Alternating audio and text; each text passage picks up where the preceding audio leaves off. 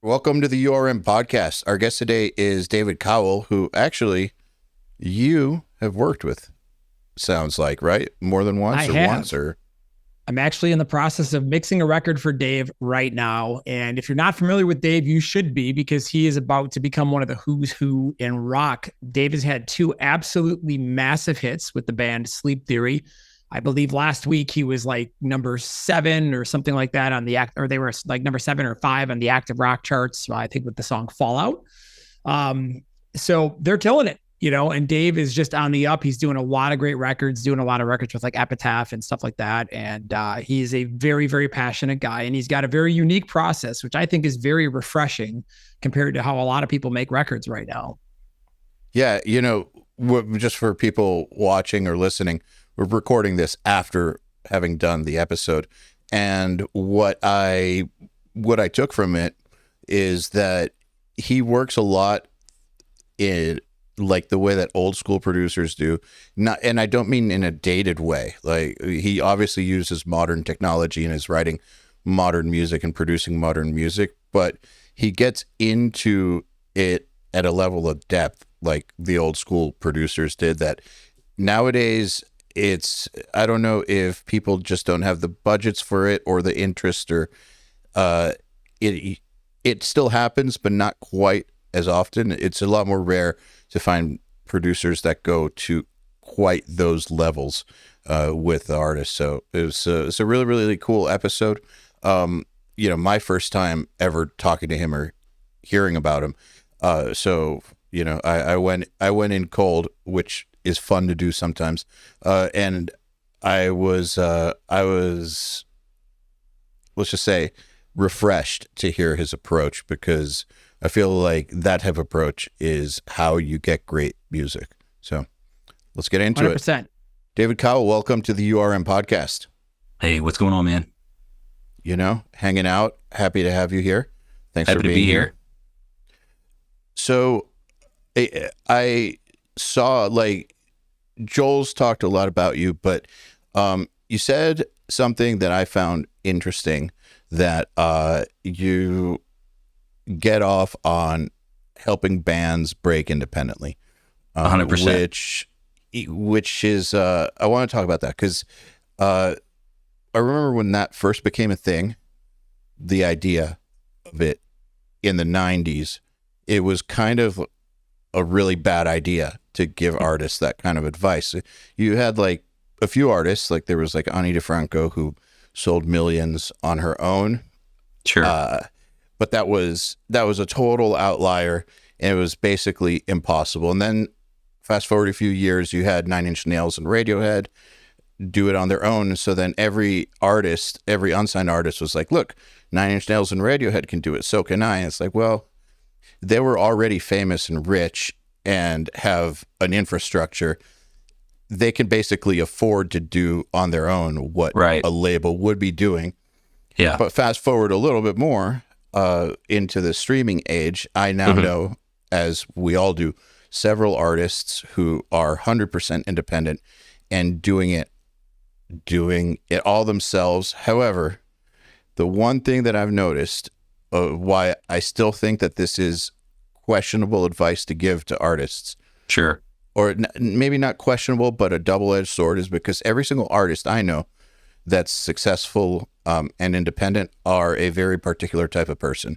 They're a person who's great at art and organized and responsible and very good. They're very good at setting goals, meeting goals, returning emails, keeping their shit together.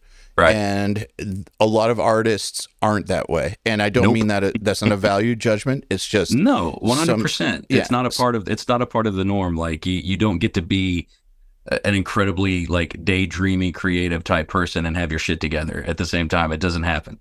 Exactly. So giving people like that the advice to do it on their own could be the worst advice ever, because they will not be able to get things done well enough to succeed in the industry, and they need the infrastructure. So 100%. Where's the line?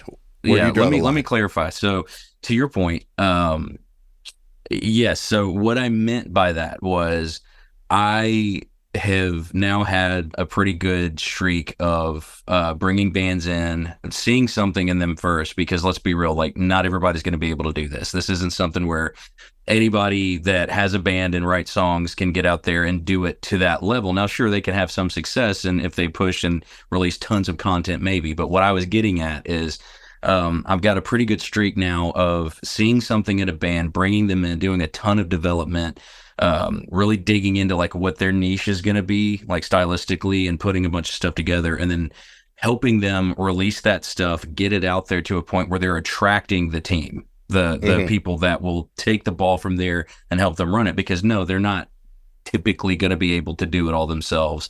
It's going to require a team, but it's different when you're throwing everything at the wall and submitting to this manager or to that label, and like everything's sitting in the unsolicited pile and nothing ever happens, versus doing everything on your own, having people behind you that can kind of help guide, like myself or anybody else that's sort of seen what can work, because there's no one size fits all, but just hitting the ground running, working super hard, and then putting so much out there that you have a better chance of having that viral moment, which, let's be real, in 2024, that's 90% of what's working for independent artists is having a viral moment, whether it's on TikTok or Instagram or like what have you, and putting so much out there so that your odds are much greater at having that moment. Because I can tell you firsthand, when you do that and you hit that magic video that like overnight gets, tens to hundreds of thousands of views, and then the ball starts really rolling with the algorithm,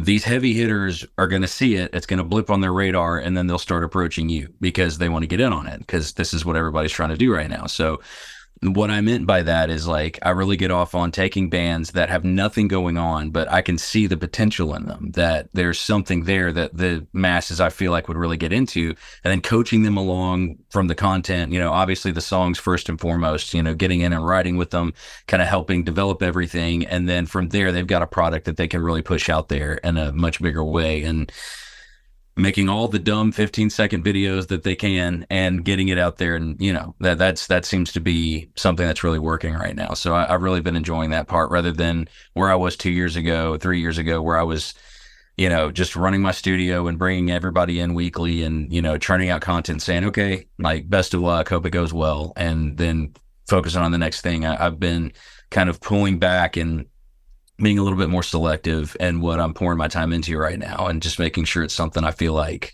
can do that and run the distance. And I think Sleep Theory is a massive example of that, because for sure, this time 2 years ago, they had nothing going on, nothing on socials. They had, I think, maybe at best a couple hundred followers on things, but those guys really got serious, and we cracked down and made sure that we were focusing on the right material. And then sure enough, at the top of 23, they put together a 15-second clip on TikTok that went absolutely bananas. I think within the first week or so, it had 500,000 views. And they actually ended up getting approached by the people that ended up placing them on Octane and SiriusXM and Pandora and all that. And, their manager found them that way instead of vice versa. So it was ridiculous how fast everything sort of started to happen after that. And we've literally, as a team, had to catch up to keep up. And it's crazy, but there's definitely a rush associated with that. So I'm just kind of trying to chase that with as many artists as I can right now. So 2 questions. Sure. One is, how do you vet artists that you see something in? Sure. Because seeing something in an artist, I feel it's like vague. it's not enough, right? Like, it's kind of like people say love's not enough to make a marriage last. Sure. Something isn't enough. Like, there has to be like the right people who will do the stuff they need to do in order to get there. And then I guess my second question is, what are some of the specific things you did with Sleep Theory? Okay. So as far as the vetting process, with Sleep Theory, I went to go see Cowell, the vocalist. He was in a band before that. And the guitar player I'd worked with years ago, and they'd asked me to come see him live. So I went and checked him out. And to be honest with you, nothing against anybody else that was in that band, but Cullen was the only part of what I saw on that stage that I felt like was even close to the level that things would need to be. So I pulled them all outside after they got done, and I said, "Look, I want to try something. Let's all come in. Let me write a song with you guys. I'll spec it out. I'll do it for free up front. Obviously, like you guys will pay nothing.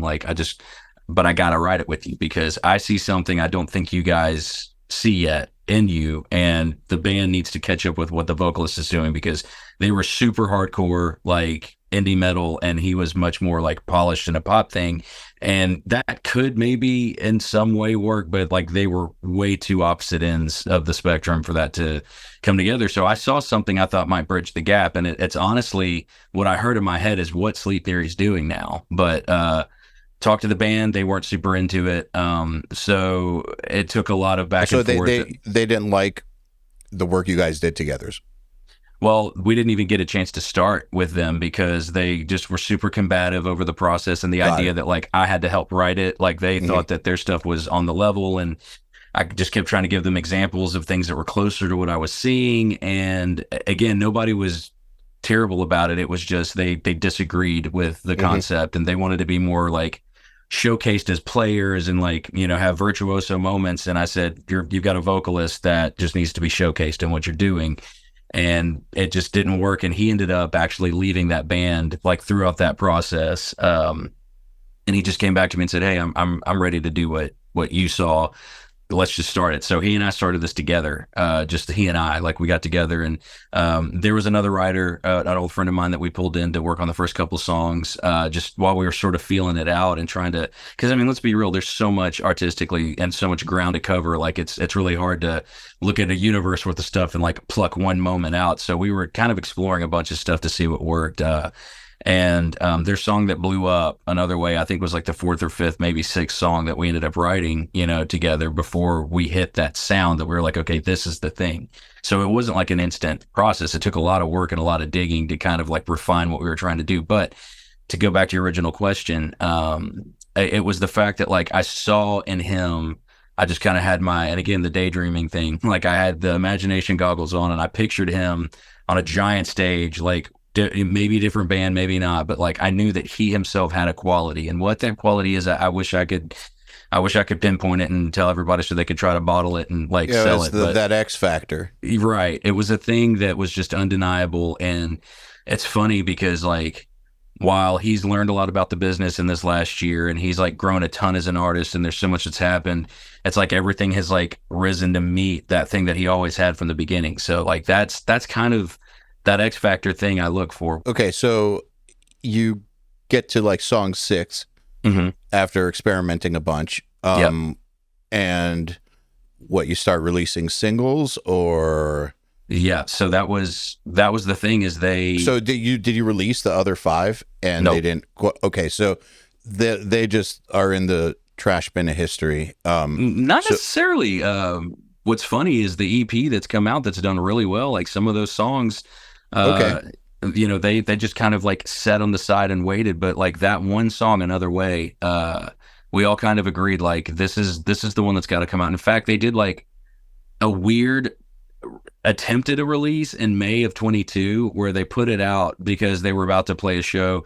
It was either Dayseeker or Attack, I can't remember, but one of those two bands was coming in town and they got on the bill, so they wanted to put something out to promote with, and the preparation for the release wasn't solid. Like they didn't do a whole lot to promote it beforehand. So it just kind of came out, and I wouldn't say it flopped. I mean, it got like a couple thousand streams within a few weeks, but everyone agreed like this wasn't the moment that we were holding out for years for. So they pulled it off of Spotify and everything and just kind of waited. And I understood and respected that decision. I said, you know, but if it's going to happen, my vote is like, we got to figure out how to promote it. I can't tell you what that's going to be yet, but I got to give Cullen credit. You know, he started reaching out and asking a ton of people like, hey, what's the best way to promote and like this, that, and the other. And he started through suggestions of friends and then stuff he figured out. He realized that TikTok was really going to be like a huge thing. Cause at that time, I mean, it's still pretty much king, but like so many bands were breaking through TikTok at that point. So their bass player Paolo, right, you know, he's pretty good with the camera, and they got into the live room of the studio here and put together a quick clip of just like the end of the second verse, end of the chorus of the song, And they told me they were doing it. I had some health things going on. I was kind of, MIA for a little while, but Colin checked in. He was like, "Hey, bro, just letting you know, man, we got something put together. We're gonna put it out and just see what happens." Well, all I know is I wake up that next morning to like 1,000 text messages where everyone's freaking out because that clip went viral overnight. And they went from like a handful of followers to, I think it was over 12, or it could have been even over 20,000 followers, just that like 24-hour cycle of that video. And yeah, like all of those other songs that they tried to put out, or that they talked about putting out, they held back because there was something about that one song. And so all of those other songs, and then a couple that we wrote afterwards, after they went through the process of getting their deal, Epitaph signed them and said, "Hey, we want to put out a 6-song EP." So we started looking at the entire body of work that was recorded, because nothing's been scrapped. I will say that even down to the first idea, we've revamped it a few different ways. And if it's not saying too much, like we feel like, in fact, the label's excited about it. So that's probably going to be part of the full length that comes out soon. But we're doing a lot of, vetting at that point, like, hey, is that song going to be strong enough? Like, they're trying to put out an EP to get everybody to figure out who they are. And yeah, so a few of those songs ended up on the EP, and the ones that didn't, they've been reworked just by like rewriting intros and things like that, like minor tweaks. And the rest of that stuff will be featured on the full length. So there's been nothing they've worked on that's gotten scrapped. So it's been pretty awesome. So just one video that, like, yeah, the one video it just so happens. So they didn't post like 90 videos. No. Yeah. So one video just went viral. Here's the thing, though, is that first video did like go the distance and open a ton of doors, but then they put out 50 after that to try to recreate that moment. It wasn't like, and so I don't want anyone watching this to like get the wrong idea that like once you have that viral moment, it's just a gravy train from there and you can sit back and relax and just put stuff out at your leisure. No, like you have to work extremely hard and continue to pump out tons of content to keep that rolling. Now, let's be fair, once you've done this for a while and you've built up like your 6-figure follower count, that makes it a little easier to where like you're more likely to break like, a 5-figure view on most of the videos you put out. But there's even still some that they'll put out that'll only do like 400 or 500 in the first few days, and then they'll pull it down and like put something else out. So yeah, it definitely is something you never get to just kind of relax and say, well, it's going to happen no matter what. But it's all about, again, like the quality of the content you're putting out. Like, are you continuing to come up with like fresh ideas that you think like, hey, this is something we haven't tried yet, that it'll either be funny or there's like an emotional attachment to this or whatever it is. Just keep getting creative and trying to put out new things. Because again, as much as we all wish that it was still just down to making great music, like you've got to be content creators too, and to keep up. It sucks, but that's part of it, but yeah, that's what they've done. It was one video and it literally launched the whole thing. So what kind of pace do they keep now with videos? As far as as how often, like frequency of putting it up? I see videos from those guys almost daily. Like they're making stuff individually that they're, linking into the band account, and then they're releasing tons of stuff. I would say that those guys are probably cranking out, because sometimes they'll use an old clip that performed well and just like recaption it, because that's a thing and it works. But like, I would say like it's weekly that I'm seeing like new stuff I've never seen before. Like those guys are constantly at it. Mm-hmm. Makes sense. And with other artists you work with, how often do you come across that level of commitment? I'll be honest, there are a couple of artists that I can picture in my head right now. I don't want to throw them under the bus because this isn't a negative thing at all, but like there are artists that I had a lot of faith in, that I believe their music. I still believe their music and them as artists. I think that there was everything needed to do it. They just had a really hard time with the concept that like they gotta be TikTokers and put out all the content and work social media. Most of them don't even actively use their own social media accounts, and so they had just this like fundamental problem with the concept that like it's not just about the art they're making. Like they have to do that, and they didn't want to do it, and so it caused them, while they were pretty hot and heavy for a while, it caused them to just step back and say, hey man, I think I'm just gonna like do this on the side. It almost intimidated them out of the process, which sucks, but it's not often. People don't understand, like it's almost a full-time gig in itself outside of just creating the music and trying to book shows and connect with people. Like you've got to dedicate time. Like it has to be intentional. You can't just like go through the week and, oh yeah, I'll post a video here. No, it's like you got to almost be on a schedule with it, and everybody in the band agree like, hey, this day of the week we're gonna like get together and we're gonna make like 3 new videos, and here's an idea I have. What do y'all have? And it's like it's very involved. I don't I don't envy that responsibility, because again, like for me, I'm super just like lost in the creative space. Like that is, even when I was an artist, like I'll be honest, I don't think I could have made it, when I was a kid, if that was a thing that was required, because I would have been one of the people that was like, screw that. I just want to like write another song. Props to everybody that does that and makes it a priority, because like I know it's a pain in the ass, but it is so useful to get people that would never have found a way to connect with you, because I mean, terrestrial radio, while it's still strong in some cities, like a lot of cities around the country, you don't even have rock stations anymore. Like Memphis, this is like, we're literally advertised as the birthplace of rock and roll. We don't have a rock station, like not an active rock station. I don't know anyone that listens to the radio, to be honest. The internet, people can be mad about this idea, but like it's massive and has been for a long time now to find new ways to break. I mean, when Facebook was all there was, like 10, maybe 15 years ago, like that was a huge way for bands to market themselves and get out there. And then Instagram took over. Again, same thing, like keep your content fresh. Now we've got TikTok. Of course, YouTube's always been there. And it kind of, I feel like YouTube now is good to support the other platforms. Like if people found you somewhere, but they're having a hard time scrolling and finding you again, if they can remember your name, they can just go right over to YouTube and like, boom, most of what they saw is going to pop up if you're using it right. But I think the internet and creating all of this content, as much of a pain in the ass as it can be, it's like largely going to be the main way that you're going to find your audience. So you can't be mad at it. You got to embrace it. So it definitely works. So you just said that you personally don't like that aspect of it, and so are happy being on the music creation side of things. I think, yeah, right. I think if I had to do it, obviously I'd figure it out. But if I'm being completely transparent, like that doesn't speak to me. Like I'm not the person that wakes up every day like I want to make 10 videos today and do what. I think it's good to be honest about that, man, because I've spoken to musicians who have real negative reactions to the idea of content, of saying things like, I don't want to be some fucking influencer. It's like, okay, I mean, I understand. I really do. But you live in this time period. Yeah. It is what it is. Got to do it.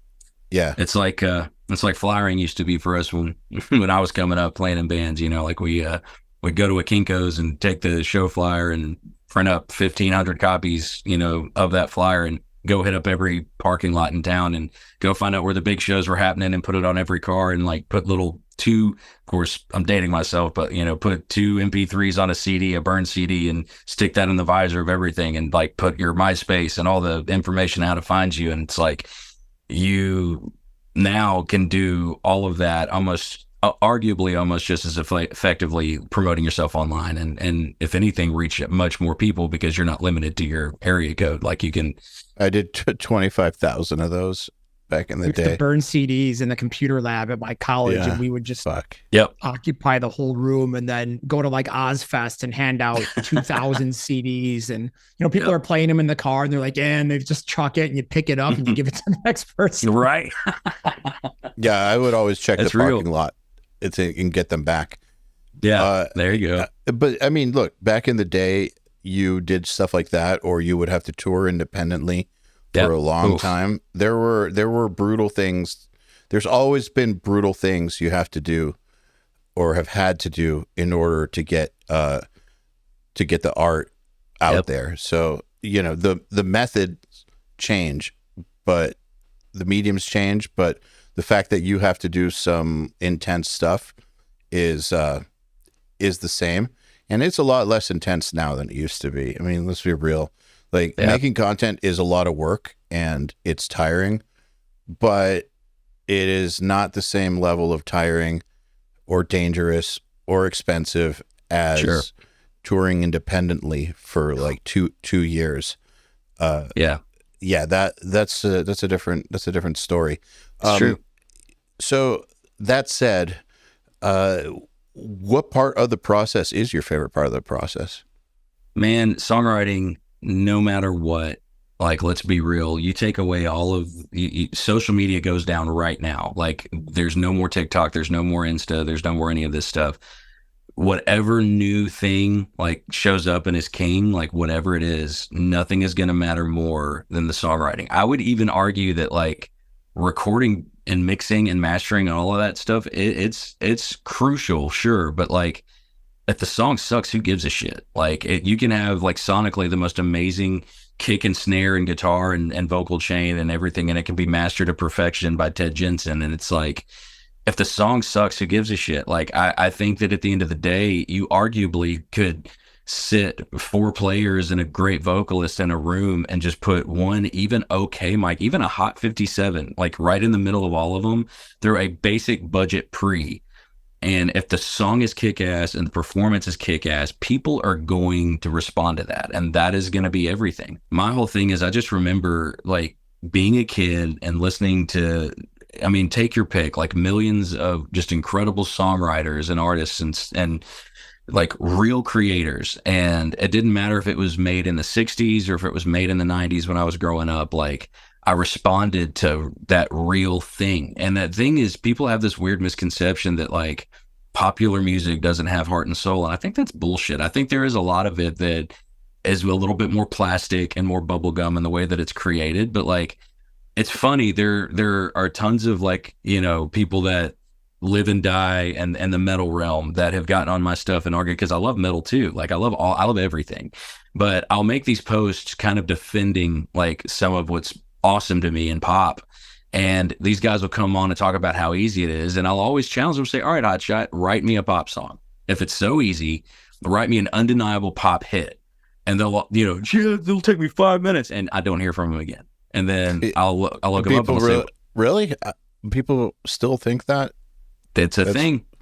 It's still a thing, but it's just as funny. Much an art to me. I've just always had such a thing that hit my brain when I would hear a amazing hook, you know, that the melody was perfect and the harmonies were perfectly laid out and the chord progressions sit just right underneath everything. And you know, you have your peaks and valleys and like it's not all just like one dynamic all the way through. And it's like all of the stuff that anybody in any genre has the ability to play around with. You know, that's the process that I'm the most in love with. It's funny, this record I just wrapped up tracking for the Icarus Plan, there's a song that I helped write that literally like my first alarm goes off to wake up and get myself together to head to the studio. And of course, like most people that do what I do, I hit snooze the fuck out of that button and went back to sleep for a second. And in that space, like consciously between being asleep and awake, it's bizarre as hell, I know, but like I kind of went back into a dream state. And in that dream, I was in the studio standing over a piano with Brian, the vocalist, standing right next to me. And we're working out an idea. And I could see and hear the chord progression on the piano and the melody was hummed out. And I grabbed my phone, and it's funny as hell, Joel, I'll send you this clip in a minute because you know this song. I literally grabbed my phone, and I have sleep apnea, so I've got my CPAP machine still going, and I'm barely like mumbling this melody that's still stuck in my head. And to me now, it's arguably one of the coolest songs on that record. Like a lot of people that have gotten to hear it already, they say it's their favorite. And that's the thing, is like there's a song can come to you that way, or you can literally be stuck in traffic and have a chord progression of another song like running in your head, and then you hear a new melody on top of it that you wish they would have used, and all of a sudden you go, hey, there's something there. And it doesn't matter how you come up with it, but I think that like as long as you're attaching something real and genuine behind that, dude, people are going to respond to that. So that's my thing. I love taking artists in that have never gone that deep into the songwriting process before. Like they've sat around and they've like taken the first chord progression that they came up with and the first melody and the first like lyrical idea, and sometimes like if you get people to be super honest, there are entire songs where people didn't even really think about what it is they were saying. They were like, well, that just kind of sounds catchy. And they go I've with it. noticed that one thing a lot of people do is their songs, what you're hearing, what gets released, will be what happened chronologically in the session. So the first thing they wrote is the first part of the song. The second thing they wrote is the second part of the song, and so on and so forth. Like they never thought about cutting a part or reworking parts or right. Like I hear a lot of chronological writing, which I don't know about you, but like for me, a lot of times when writing, it's not until you're on your third idea that the light bulb comes on, and then everything that happened before that is just garbage compared to what comes after that. Like, so I think, and I know several writers who do that, where they'll start writing because you got to start writing. The only way to write is to start writing. But they're fully prepared to basically trash the first few ideas. Yeah. That's everything. A huge part of it for me, man. And it is, and artists that work with me for the first time that have not done that, they either view it as like unnecessary or as like just being like way too much. But why would you do that? I wrote it. Dude, yeah, it's the refinement process, like going over and over again 3 or 4 different times sometimes. Like there are, like I said with this Sleep Theory record, the first song that we sat down to write as a team, we literally just went through, I think it's either the 4th or 5th iteration of that song. And it's funny, like since they started playing shows, they got stuck in a weird situation where they had 30 minutes of material and started blowing up so fast, they started getting headlining gigs that they had to fill up an hour of space for. So it's like, are we going to do a bunch of covers, or are we going to try to figure out how to take some of these other songs and like make them make sense? So they've actually played like 3 different versions of the song live since they started. In the same set? Say again? In the same set? Oh, no. Okay. That would be freaking that would be awesome. Other than doing a rush job on getting a single we had written last summer recorded so that they can get it ready to release, we have not been together writing anything this year because first of the year they go out on the 70-day tour with Beartooth, and then immediately off of that they come home, we record that single, and they jump right back out with Wage War Nothing More, and they've been out the whole time, and then radio festivals and stuff. So like now the label and the booking agents and their whole team is saying like, record time, we got to get this finished. We got really close, and we had a few more songs to write. But anyways, I say all that to say, we spent most of the time yesterday literally going over a couple of the songs that we're thinking of trying to release next ahead of the record. Just literally picking pieces from one section and dragging them over and seeing how they fit over here. Is it more interesting to like take this thing that goes on for 8 measures and like cut it down to 4, or cut it down to 2, and then add some new production under it and literally grab it, surgically cut it out and transplant it over to the beginning instead of over here? And like those guys all have really cool instincts when it comes to that stuff. Like Cullen, the vocalist, will say like, here, let's try this thing over here, and nobody in the room's thinking it. And so it's like everyone working collaboratively to that. But again, just moving stuff around to see what's the most interesting version of it. And then you don't stop till everyone in the room is high as hell off of it, going like, yeah, that's the thing. Like I did not stop grooving start to finish at all. We did a course with Howard Benson last year. We have this series of courses called How It's Done, where it's start to finish on a song, from pre-pro through to mastering. And we happened to do this one with Howard Benson and In Flames while they were working on the last record they were working on. And so the song, they actually wrote the song the night before we showed up. They wrote the song specifically for the chorus. Shit. Yeah, it was cool. And it was in the old school In Flames style. And so basically we watched the song go from pre-pro all the way to done. Now, what was really interesting is that at the very end, once the mix is almost final, Howard was fucking with it. And he took the ending of the song. He was just like, this ending is great. And just basically copy pasted was just an outro earlier and made it the hook and the chorus. And that change right there after the song was done, basically, like this idea that nobody else had made the song. It's the first single they put out from that album, and their fans fucking love it. It's a song called State of Slow Decay. And the big epic, if anyone goes and listens to it, that big, like, epic sing-along part that happens like 2 minutes in, that is like a metal chorus. Yeah. That was the outro. That was not an important part of the song. Yeah. And he recognized it and did it at the end there, after it was already finished. And so I guess the moral of the story is to always be willing to cut stuff up and experiment, and it's not finished till it's actually finished.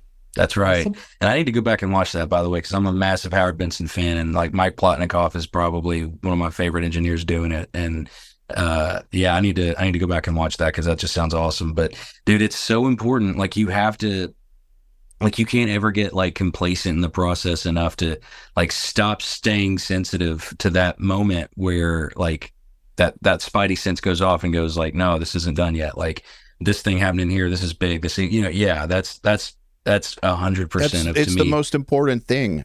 It's the difference in good and great. Yeah. Like the song was sick. It was a sick metal song before that, and the tones are sick. It's all sick, but that change right there is the most important thing that happened. One copy paste. Oh man, and sure. It's like even going further than that. Like, I got halfway through the process on this Icarus Plane record this year, and I kind of had a night where Brian and I, the vocalist, like wrapped up a little earlier, and I got home, had dinner with my family, had a really good night with everybody. And of course, everyone passes out, and I'm still a night owl, like pacing the floors of the house, like listening to everything we did. And I kind of went back from the beginning of everything that we had come up with so far, and just wanted to like check in with myself and make sure that I was fully confident in everything. And there were 2 songs, one of which, like, keep in mind, we're done tracking these. Like, everything's been recorded, mixed, or not mixed. Everything's been recorded and edited and is ready for mixing. And I'm listening, and I realize, like, dude, there's one song. It's like, it's too slow. Like, I'm into it. It's cool, but like, it feels like it's dragging and it needs more energy. And the vocal delivery in the chorus, he did a great job singing it. But I feel like if he was up even a whole step, like, it would go from like a big range to a huge range of his vocal ability. And so I called him and I was just like, hey man, is it going to piss you off if we start over? And he was like, what do you mean? And I said, well, talking about this song in particular, I said, like, scratch the whole record. Yeah, the whole record's done. Throw it in the fire. But no, like, I said, it's going to piss you off if we start over. He goes, well, like, what do you mean? I said, well, very little of this, except for maybe like the couple of MIDI tracks, programming and stuff. Cause that stuff, obviously I can up the key in that and speed it up, and that's fine. But like, all the drum stuff, all the guitar stuff, all the vocal stuff, everything else is going to have to be completely re-recorded. And he's just like, what amount of BPM shift are we talking? We ended up going a whole 10 beats per minute faster. Oh yeah, you can't. Nope, you there's can't no nudge stretching that you're going to get away with. It's gonna tell on you quickly if you try to pull that shit. Yeah, so, I feel like if it's like 1 or 2 BPM speed up, maybe. Yeah, maybe. No. 10, no way. 10 is a different neighborhood completely. Yeah. So I love Brian. He's been one of my favorite people to collaborate with and just throw the kitchen sink at an idea. And if it has to have 5 versions of it, he gives a shit. Like, he's there with me.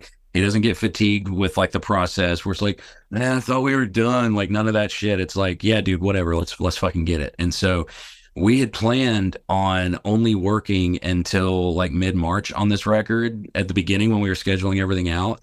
And we didn't finish it up till May because like dude, it matters. You have to give a shit. Like, I would much rather go through the process of like moving things around in my schedule and rescheduling things and telling other people that ready to come in like, hey man, I need you to give me a little bit more time. We got to go through it. Like, I'll go through that shit anytime if it's what's required to make sure that I don't skimp this process at all with anybody. Cause dude, again, like, in 15 years, I'm not going to give a fuck about how much I got paid to do something. I'm not going to give a fuck about how long it took. I'm not going to care about any, like, my kid had a game and I've got to like do this. Like that stuff matters in the moment 100%. But like 10 years, 15 years from now, the only thing that's going to matter for me is how do I feel when I hit play on that track? Am I going to be able to say, yes, I can sign off knowing like I put 120% of myself into that and gave it everything it needed, or it was good enough, so we said, fuck it. Like, we're not going to worry about it. Like, I refuse to do that, especially at this point. I might have, when I was younger, like had moments that still haunt me where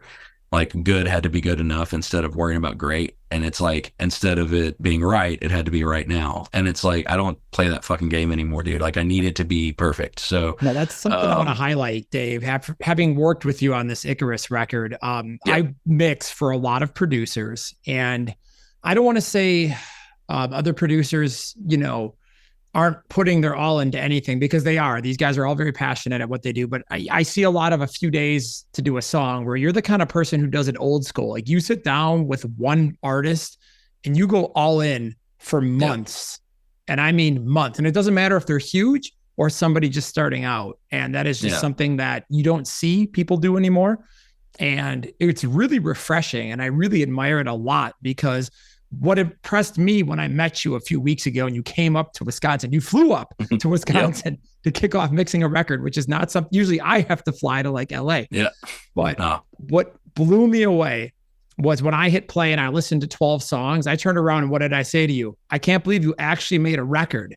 I didn't just listen to 12 singles or 12 attempts to write an Octane hit. I literally heard an entire album, and it was crafted that way where I didn't have to sit down as a mixer and be like, okay, song 7, ooh, it's getting a little boring. So what can I do sonically to make it stand out a little bit? Maybe I can tweak the mix. And even though I am still attempting to do that, that's something I really admire in your workflow, is the fact that you actually go all in and you're not just saying it, you actually do it. Well, to that point, just to brag on you a little bit too in this process, is like, I know you mean that, because getting these mixes back, I love the fact that, like, with very few exceptions, there's no drum mix that feels like the exact same process for everything. Like, you listened instinctively and you told me you were going to do this. And I was thinking, admittedly, like, sure, like, he means well, but like, I've heard this before and whatever, it's going to be the same sample with the same chain and the same, no, dude, like, everything was tailored to the song. And again, somebody that gives a shit about the song as much as I do, like, anybody, like, this is why I don't care what the hell I'm doing. Like, I'm going to be working with you as much as possible until I'm done doing this, because, like, dude, you backed it up. When I can listen to every track on this record, and even down to like differences in like the way the snare is processed, and it's like all tailored to the song. And dude, that's huge. Again, like, it's all a bunch of micro moves coming together at the end for the listener. And anything that can separate one song from another while it's still feeling cohesive, like, that's the magic trick, right? Like, if you can find a way to give everything its own identity and still make it a cohesive body of work, then you fucking won. Like, that is why all these records that we all grew up going, like, that's more than just like a flash in the pan. Like, that's something I'm going to be like a 65-year-old dude still listening to that shit. Like, those are all the little things that come together. So I appreciate you saying that. Like, it is very important to me. It doesn't matter if a band has millions of streams already, or if they've like got 15 monthly listeners, but I see that they could be huge. Like, I'm going to give them that same intent, because that's how it starts, dude. Like, and another thing I've noticed is, like, holy shit, what can happen when somebody that's been disregarded and like kicked around and like told like, you're nothing, this is a hobby, you don't quit your day job, and somebody comes along that says, nah, dude, fuck that, you could be massive, like, you have a great voice, you've got great instincts, whatever. And then they get to come into a situation where they're treated that way, they're prioritized that way, and then they get to go through the process the same way that, then all of a sudden it's not cockiness, but this like legitimate confidence finally like overshadows the insecurities and stuff, and then they start operating on that level. That might be my favorite part of everything that I've done these last couple of years. So that's man, it's so fucking huge. And that starts to translate, because when somebody stops being bashful, like, you can tell. And I know this is weird to like get this like psychological behind content, but you can tell how much confidence a person has in themselves by the content that they create. Whatever it is, dude, like, tell your story, because people have lived it, they're going to connect with it. And dude, something that you're worried might be a throwaway song could be like somebody down the street's anthem for the next 3 years. Like, you just don't know, but you've got to be genuine. You can't just phone it in, because the moment you do that, man, like people like me, I'm very sensitive to that. There are bands, and I'm not going to say bands names, but there are bands that I just won't listen to because I don't believe them at all. Everything just feels very disingenuous. I feel like they're just there for clout. Like, to them, it's like, I'm going to play band. I'm going to play music industry today because I'm bored. Like, it's not like I'm an artist that has shit to say. And like, I can listen to something within 10 to 15 seconds and know whether like the people mean it or not. And again, I have to hold everything to that standard. Like, if it's going to make me stop at 2 a.m. while I'm scrolling and go like, damn, this is my new favorite band, then yeah, it's ready. Like, but it has to hit that mark or you're done. So that's it for me, man. You know, the thing I've noticed about what you're saying is the first time I worked with a real producer, after recording myself, the most important thing I learned was confidence in my playing. And they were able to bring that out of me. And when they brought that out of me, my level of playing just, it wasn't even subtle. It just jumped up drastically. Yeah, man. It jumped up drastically to the point where like I internalized that. And now if I'm recording myself, I can, like, that's not my normal state of operation, but I can do this mental process where I'll put myself back in that mental state where you just don't give a fuck. And then the playing just gets way, way better. But I've noticed that the best producers are able to get that out of people in a way that, I mean, we all know a few freaks who just operate there already. Like, some artists are just wired in a way that they are, you know, at full tilt all the time, but most aren't. And so a great producer, one of the most important parts of their job, I think, is to find the right way to get somebody operating where they should be operating. Yeah. Well, because let's be honest, man, like, I knew that.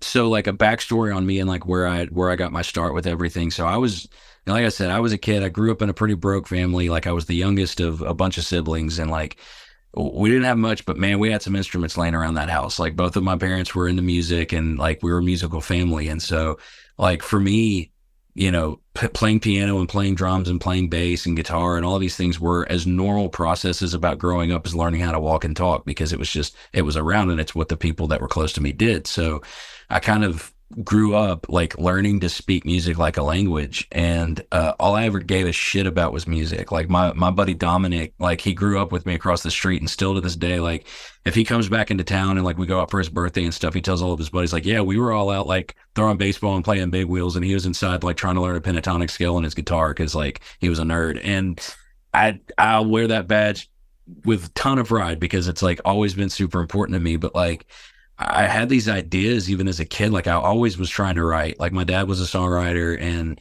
you know, he'd go to the studio and he'd come in at like 1 a.m. and, you know, after I got yelled at for being awake, I'd want to listen to what he did. And I got so into that process because I'm like, this is my dad, like the dude that like I see every day, but I'm listening back to this tape and like he sounds like the people on the radio. And that's so like, like this just crazy like magic trick that just happened where he went and it's like these wizards just like zap that button and it's like, you know, larger than life. And so I got obsessed with that. I didn't have a 4-track or anything like that. I had 2 busted ass tape decks that you could record onto tape with. And one was my brother's and one was my sister's. And so I would take 2 tapes. I would take this tape recorder, put it in, set it next to me, and I would tap out on my little Casio keyboard a drum part. And then I would turn that really fucking loud and put the other tape deck right next to it and hit play and then record my guitar part while that drum track is playing off of that tape, getting recorded to tape B, and then playing that back and adding keyboards on top of it. So going back, and dude, by the time it was done, it was a hissy, noisy, gross, fucked up sounding thing. But you know what? I could hear my idea like all coming back at me. And I started recording that way. And then when I was old enough, I'd start like going and checking out what my dad was doing. And then the church that I grew up in, they actually put in a recording studio. And that was when things got really cool for me. Like, I know that Pro Tools was already a thing by this point, but, you know, at the church studio, there was the 56 channel Mackie recording board going to a wall of 8-at machines. And like, you know, you had to have the performance right, because what came in, it's what you got, you know what I mean? And so like I would watch these guys, and it blew my mind, because there were two guys, that guy Vince I was telling you about that went to Berkeley, that said I look like a puppet. And then our friend Tom Browning, great engineers, both of them. They knew what they were doing and had really good ears. And so I'd sit in there just like obsessed with the process, and I'd hear, you know, the drummer would play, and to me it sounded perfect. It sounded fine. It sounded cool. And they're coming back like, hey, man, that turnaround going into that last chorus, you're rushing straight through all of it. And then I'd watch them get like super, super OCD about that part of the process of getting the performances like dead on, because that's what you had to work with. And, you know, later on, Tom got a rig at his house where he could take the 8-at tapes and then convert everything down digitally to put it into, I think he had like Cool Edit Pro or like Digital Performer or something like that, like a really like early version of some of that. And dude, that was really a game changer for me as a kid, like watching the waveforms populate on the screen. And then how he was able to go through to like the hi-hat track by itself and like screw with it a little bit. And I'm like, whoa, this is voodoo, man. This is magic. Like you're doing some Gandalf shit over here. What's going on? It was probably around 2002 that my band was discovered by Paul Ebersold, who produced like Three Doors Down and Sister Hazel and Skillet's first and fourth record. And he was about as big production wise as you got in Memphis at the time. He worked out of Arden, and him and Skid Mills opened up their own spot as well, which Skid's done a bunch of huge stuff too. And I was 17 years old. We were playing in a parking lot somewhere, and he found us and was like, hey, this is pretty cool. Like, give them my number. I didn't know who this guy was. And the guy at the record store is like, dude, you're an idiot. And goes and grabs 3 or 4 CDs and is like, check it out. All produced by Paul Ebersold. And we're like, shit, that's cool. So he signs us to a production developmental deal, which I think has a lot to do with why I have the approach that I do with trying to discover people and bring them up, because that's what somebody did for me as a kid. And it was huge. And getting to watch Skid, so Paul produced it, but Skid engineered everything. And it's like one of the first hybrid studios I'd ever seen, where like you've got tape over here if you want it, but you can record straight to Pro Tools. And anyways, I'm watching Skid like do even more ridiculous, crazy things with editing that I just didn't like. I'm listening to the playback and I'm like, well, obviously I have to re-record that, because that's just, you can't fix that. He goes, hold on a second. And then it comes back perfect. I'm just like, what the fuck did you just do? So he would let me ask questions, which was huge at the time. I was a 17-year-old kid. That was probably a massive pain in his ass through the process, but he was cool enough to let me ask the questions and kind of show me what he was doing. And then I was like, I have to get Pro Tools. Like, I may never have an SSL, but like, I got to have that. And so got a inbox or the little 2-channel inbox and a laptop, and got Pro Tools. And that was like mid 2003. That was when I just really got obsessed. And I knew the whole time that like I liked being in a band, playing shows was cool, going out of town and doing all that stuff and meeting people was all right. But like the heart and soul of what I was passionate about was always being in the studio and like creating and writing, and then like tweaking parts and like what all can happen in the production process. Learned a lot from Paul. You know, it wasn't a quick process. I'm almost 40 and it's been constant grinding, you know, to get to this spot. But I guess anybody that has that genuine passion and is staying up, you know, worried about it most nights like I did, I just kind of want to encourage that, you know, if the passion's legitimate and you know that this is what you want for the right reasons, just even when it feels impossible, man, just keep grinding through it, because like eventually a door's going to open up. And I think that success, you know, you can equate a lot of things to that, but I think that it's what happens when opportunity meets preparation. You know, if you are constantly grinding and constantly staying prepared in your craft and what you do, the moment, because a million opportunities have probably already come around to people that just weren't prepared for them, so they passed them by and they didn't even realize it happened, you know, because people can see that. But if you're constantly preparing yourself and you're gearing up for what's going to be expected of you, and then the people that can make those decisions come along, they're going to see that, and then you're going to have your chance to prove it. And so just constantly grind and work at it, and never let yourself get complacent, because that is literally what's going to kill everything. So that's there's the truth. It's a never ending grind. Yep. Well, I think it's a good place to end the episode, man. I want to thank you very much for taking the time to hang out. It's been a pleasure. It was absolutely fun. Yeah, I gotta go pick up a guitar across town and get back with those boys. And I literally got a text a minute ago from Sue at Epitaph. We've got to get the single finished up and get ready to get out there. So I will. Awesome, man. Well, good luck with that, and thank you. Thanks, man. Thanks, Appreciate you guys.